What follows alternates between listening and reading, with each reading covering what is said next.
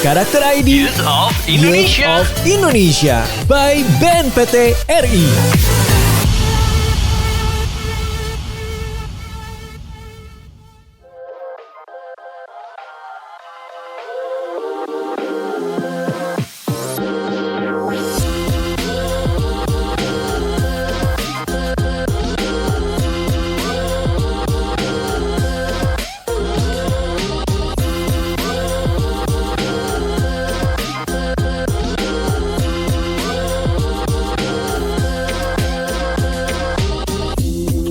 Assalamualaikum warahmatullahi wabarakatuh. Halo pendengar podcast Youth of Indonesia. Kembali bersama saya Mr. Popo. Setelah kemarin bersama Tio, kemudian ada Mas Rane, jalan-jalan di berbagai kota. Hari ini spesial saya ke timur jauh lagi, ke kota Ambon. Dan kali ini saya ditemani oleh Bapak Dr. Abdul Rauf dari FKPT Maluku ya Pak ya? Terima kasih Pak, tadi udah dijemput, sudah diajak makan, jalan-jalan, melihat kota Ambon ini yang luar biasa. Karena tadi kita sempat lihat kota menjelang senja ya Pak ya. Mataharinya bagus banget, langitnya bagus banget, alamnya bagus banget. Alhamdulillah. Dan sempat jajan sedikit yang saya terkesan tadi, sukunnya. Dan hari ini kita juga ditemani kembali oleh Bapak Sueb dari tenaga ahli Direktorat Pencegahan dari FKPT Pusat ya Pak ya? BNPT Pusat. Dan terakhir kita di Lampung kalau nggak salah Pak ya? Boleh pakai mic-nya Pak? Bengkulu ya. Di Bengkulu ya Pak ya? Bengkulu ya. Bersama Pak Sueb. Setelah dari Bengkulu kemana lagi waktu itu Pak? Saya ke Kendari. Ya. Ke Kendari bersama Om Rane ya. Berarti teman-teman podcast YOI juga ke pasti. Palu. Ya, ke Palu juga ya. Ke Palu ya. Ya. Jadi udah sering ketemu dengan Bapak Sueb juga. Dan hari ini kita ngobrol di Kota Ambon, sedikit ngobrolin tentang persiapan karena besok kita ada Youth of Indonesian Festival ya Pak ya. Dan akan dihadiri oleh teman-teman pemuda dari Kota Ambon. Ada berapa besok Pak pesertanya Pak? Pesertanya mudah-mudahan sekitar 8 kelompok. 8 kelompok. Insya Allah. Dari SMA mana aja Pak? Ya ada dari SMA 2, SMA 1, ada dari SMK 5, SMA Kalam Kudus, dan beberapa yang lain yang ada di Kota Ambon. Kira-kira besok akan ada persembahan apa aja Pak ya, penampilannya? Besok ada bervariasi. Ya mungkin mereka lebih banyak yang berkolaborasi grup nyanyi ya, Pak. Nyanyi ya ada tarian juga. Ada tarian ya dikombain jadi mungkin bisa kita katakan musik dalam tari atau tari dalam musik. Wah, menarik banget. Kebetulan kemarin saya juga baru nonton salah satu filmnya Glenn ya Pak. Bapak udah nonton belum Pak kemarin Pak? Belum barangkali. Kan sebelumnya tayang di bioskop tuh.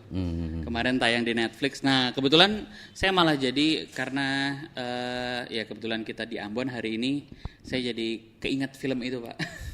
Karena film biografinya Glenn karena dia kan sempat menyuarakan ada Ambon sebagai kota musik juga ya Pak ya. Siap. Dan menarik banget karena di filmnya Glenn itu ternyata berkaitan dengan kegiatan kita kali ini Pak. Tentang anak muda, tentang berkaitan dengan ada kasus-kasus anti terorisme, kemudian ada toleransi dan lain sebagainya. Nah, menyikapi kegiatan kita kali ini Pak, saya pengen dengar cerita Bapak, gimana keadaan Ambon saat ini, terutama mungkin anak-anak mudanya Pak. Ya, Bismillahirrahmanirrahim.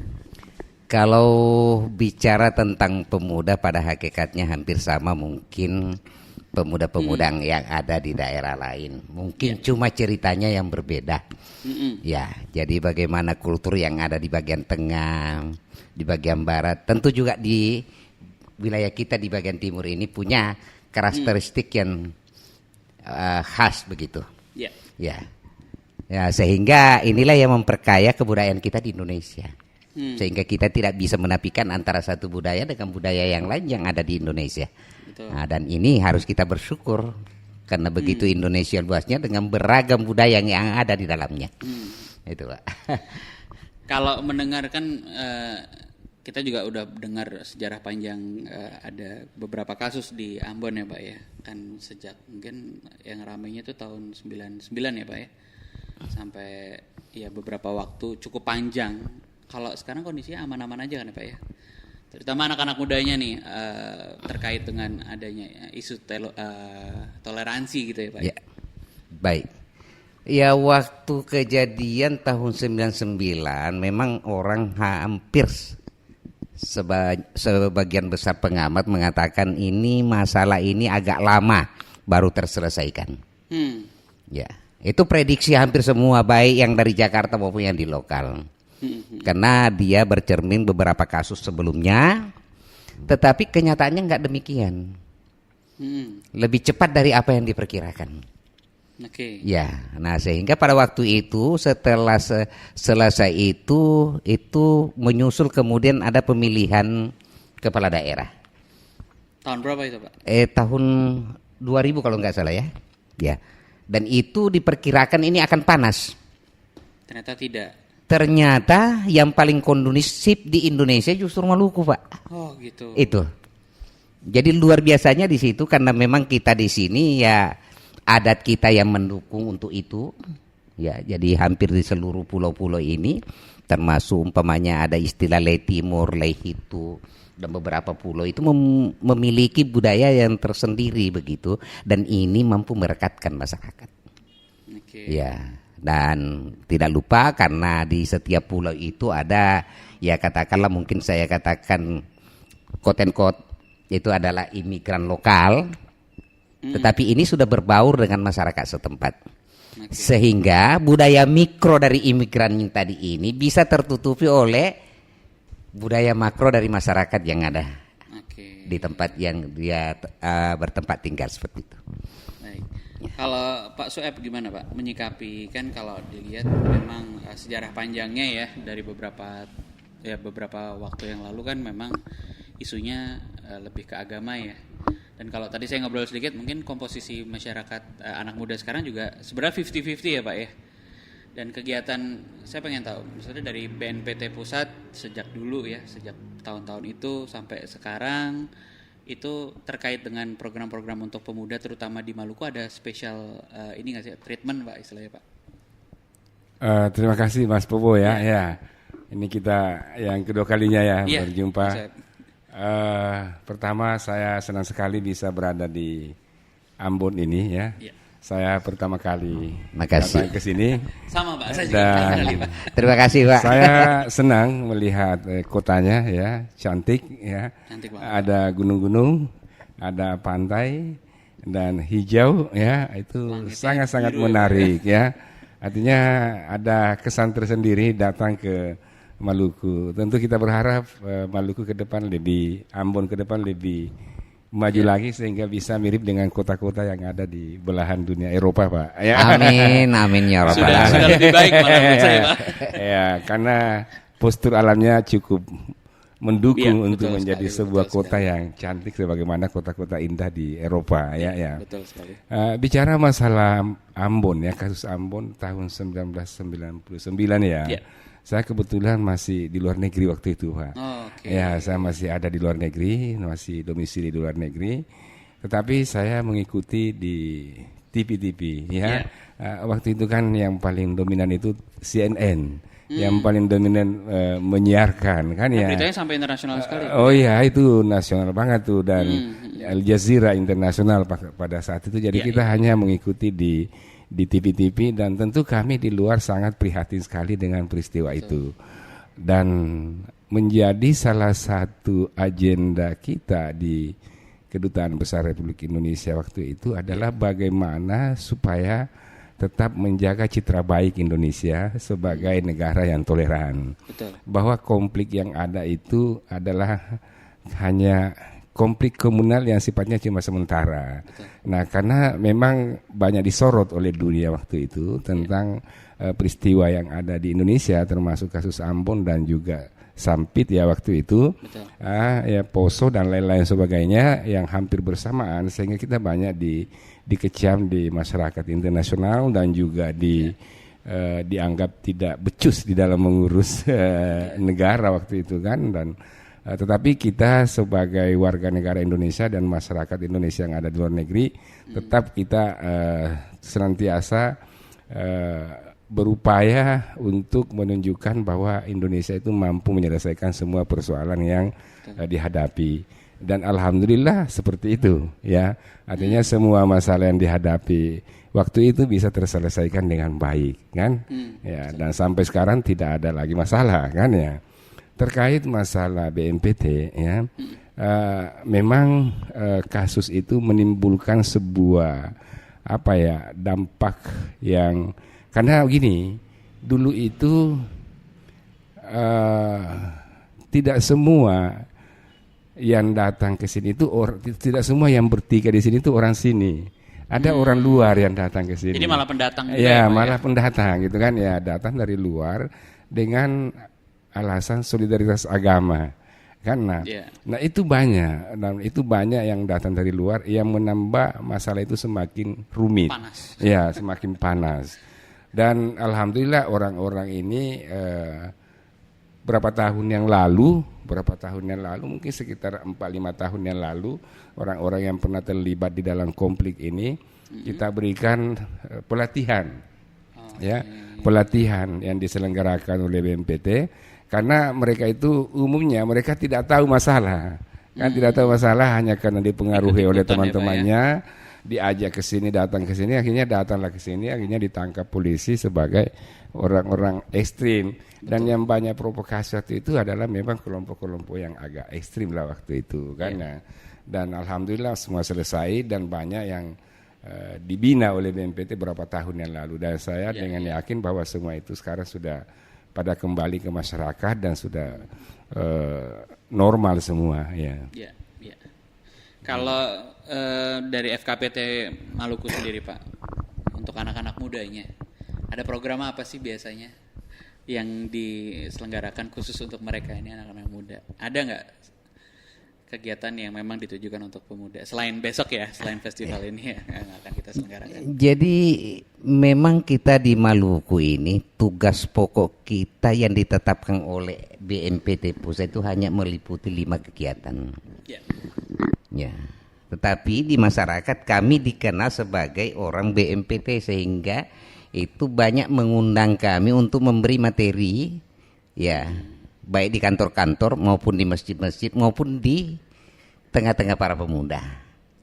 Sehingga masalah pencegahan radikalisme maupun terorisme itu kita sosialisasikan di situ, dan alhamdulillahnya mereka bisa menerima. Nah, sedangkan sisa-sisa dari yang dikatakan tadinya kelompok radikal, sampai saat ini ada 3 kelompok yang terbentuk. Yang tadinya itu 1 pun setengah mati kita membujuknya untuk masuk. Ya, sekarang sudah ada 3. Jadi ada kelompok namanya Bakukele, itu kelompok yang pertama terbentuk. Ya, kemudian setelah itu ada kelompok Merah Putih, itu kalau tidak salah dibina langsung oleh Satgas Densus 88. Kemudian ada lagi yang terakhir kemarin itu baru berkumpul memberikan nama Maju Bersama apa kemarin itu? Maju, pokoknya ada kata Maju Bersama, dan ini adalah sebagian kombatan. Ya, dan sebagian lagi itu adalah ya penganut aliran radikal, dan dia alhamdulillahnya dia sudah mencabut baiatnya sehingga dia bisa berkumpul di satu wadah. Nah, waktu itu ketika saya ditanya bagaimana kami ini bisa, saya katakan selama kalian mau berkumpul dan mau diajak berbicara, apa salahnya Anda bikin kelompok, dan itu lebih terorganisir. Nah, sehingga kalau ada masalah kan kita tinggal siapa penanggung jawabnya, kita datangi apa masalahnya. Dan alhamdulillah sejauh ini ya Pak ya. Alhamdulillah, iya. Jadi anak-anak muda sekarang juga banyak kegiatan juga ya yang bersama, artinya tidak satu golongan tertentu, agama tertentu, tapi mereka main bareng lah istilahnya gitu. Jadi memang pola kita di sini, Pak, itu tidak pernah kita mengadakan kegiatan itu hanya satu warna, Pak. Ya. Selalu berwarna-warni. Besok boleh Bapak lihat besok Ya, acara besok kita itu bagaimana anak-anak muda kita, katakanlah anak-anak pelajar SMA itu bervariasi baik dari segi agama maupun mungkin pakaian juga besok itu kita akan lihat berwarna-warni. Itu tanda bahwa mereka bisa bersatu. Ya. Kalau tadi saya jadi penasaran kalau saya kan karena saya baru nonton kemarin kan ada satu inisiasi yang disebut kota musik dunia ya Pak ya. Itu sebenarnya seperti apa sih Pak? Inisiasinya itu karena kalau di film kan memang digaungkan memang ada beberapa musisi kemudian digodok juga sama DPRD. Nah seperti itu apakah itu benar-benar efektif menyatukan Ambon katakanlah gitu ya? Kalau orang yang tidak pernah lihat ya karena di film itu diceritakan demikian, berarti kan sepertinya efektif sekali seperti itu. Ya. Jadi terkenalnya itu dengan slogan Ambon the City of Music itu pada wali kota yang lalu. Oke. Ya. Dan itu hasil dari pengalaman penglihatan ya bahwa remaja-remaja atau orang Ambon itu memang senang bersenandung. Ya. Kebanyakan suaranya bagus katanya gitu ya Pak. Dan ya mungkin kalau kita lihat di ibu kota itu ya kalau bukan orang Batak ya pasti ada orang Ambon itu. Itu. Jadi masalah identitas itu menyanyi di sini itu atau bersenandung itu sudah bukan lagi barang langka. Ya. Cuma mungkin barangkali ini memang kita harus masih tetap memeliharanya karena kita meyakini bahwa musik itu adalah salah satu alat pemersatu yang melampaui melampaui batas-batas tertentu. Jadi kita harus yakini itu bahwa memang musik bisa menjadikan pemersatu termasuk umpamanya olahraga. Gitu. Berarti kegiatan tadi ya, kegiatan kebudayaan ya baik entah itu musik atau olahraga atau festival tertentu itu banyak diselenggarakan juga di Ambon saat ini Pak. Sampai saat ini tetap ada. Ya, pertunjukan di lapangan Mardika itu hampir tiap minggu ada lah gitu. Saya tuh setiap kali jalan-jalan keliling Indonesia tuh kaget gitu. Apalagi di kota yang saya belum pernah datangin ya. Wah, kok Indonesia sebagus ini. Bapak tadi waktu landing lihat kan Pak ya, kanan kiri ya Pak ya. Wah, betapa gila begitu sampai kayak di Teluk gitu. Terus kita mendarat disambut sama hijau-hijau dan langit yang biru, mataharinya tuh kayak saya belum pernah lihat. Makanya saya bilang sama teman-teman saya kalau setiap kali saya ke daerah timur, semakin ke timur saya kayak nggak pernah lihat kayak gini di matahari di barat gitu kayak gini. Jadi ini beruntung datang ini karena tidak hujan. Baru 2 hari kalau tidak salah nggak hujan. Oh biasanya hujan Pak? Biasanya kalau hujan Pak mulai dari pagi sampai pagi lagi Pak. Gitu. Ya. Iya makanya yang saya sayangkan cuma satu Pak. Tiketnya mahal Pak. Itu regulasinya di sana. Iya. Padahal menurut saya kalau ini tadi ya masalah perpaduan antara budayanya, ada festival-festival macam-macam. Yang belum kita coba sebenarnya satu malam ini makannya. Karena kita nggak tahu nih makanan khas dari Insyaallah Ambon nih apa sih sebenarnya. Boleh ceritain dikit Pak. Mungkin teman-teman yang nonton kalau ke kota Ambon yang harus 3 makanan wajib yang harus dimakan kalau ke kota Ambon apa Pak? Iya, salah satu yang paling favorit dan menjadi katakanlah buah bibir orang Ambon di tempat kalau dia keluar itu namanya papeda Pak. Papeda. Ya, papeda itu satu makanan yang terbuat dari sagu Pak. Ya, kalau di Sulawesi Selatan itu mungkin ya seperti di Pak Suhaib umpamanya itu dikenal dengan apa namanya itu? Kapurung Pak. Tapi beda ya kapurung. Cuma bedanya kalau di Sulawesi Selatan kapurung itu dimakan dengan sayur. Ya kuahnya dari sayur, ya bermacam-macam. Kalau di sini kuahnya dari ikan pindang. Ikan pindang. Ya, itu ikan pindangnya yang terkenalnya namanya kuah kuning. Kuah kuning itu ada kenarinya, itu khasnya. Kalau bedanya sama papedanya Papua, Pak? Papedanya Papua mungkin mirip lah. Mirip. Mirip ya, Pak? Ya, mirip. Nah, itu satu. Yang kedua apa, Pak, makanannya, Pak? Selain papeda apa, Pak? Katanya saya dengar-dengar ada yang bilang nasi kuning cakalang. Itu nasi. Jadi di sini nasi kuning ada 2, Pak. Apa itu? Nasi kuning itu yang dijual pagi sampai siang.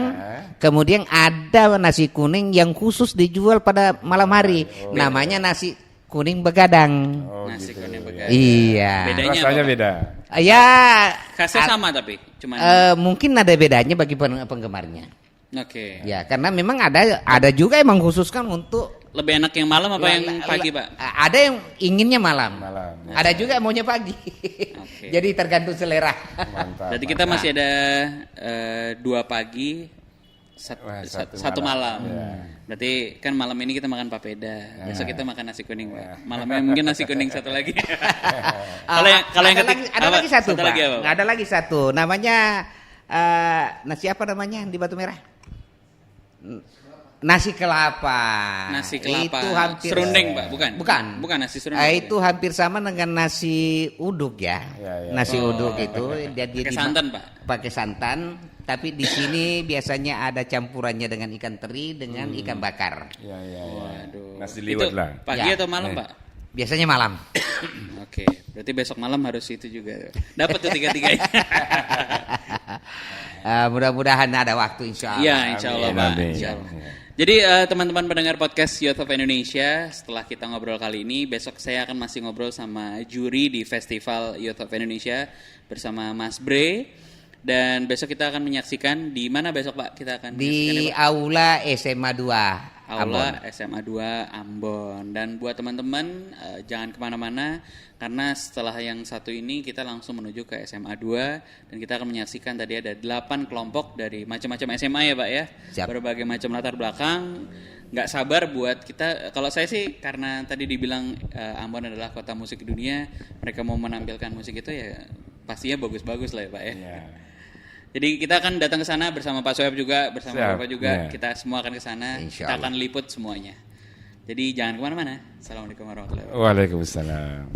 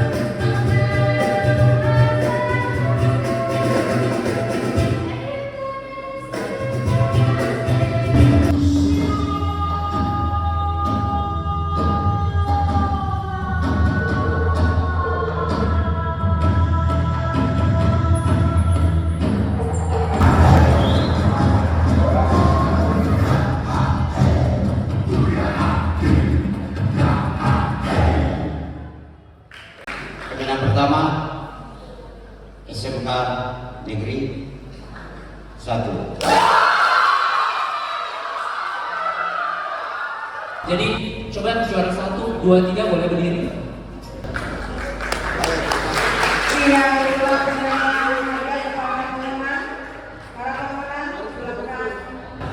Atau jauh-jauh ke Indonesia Timur dan agak sedikit ke arah utara di Maluku, tepatnya di kota Ambon. Siswa-siswa di sini yang menampilkan pertunjukan yang mereka bisa berikan kepada kita hari ini, pada kami hari ini, menunjukkan bahwa baik itu kemampuan, kualitas dan disiplin yang mereka keluarkan di dalam kompetisi ini sangat bisa bersaing gitu dengan semua provinsi-provinsi lain di Indonesia. Karakter ID.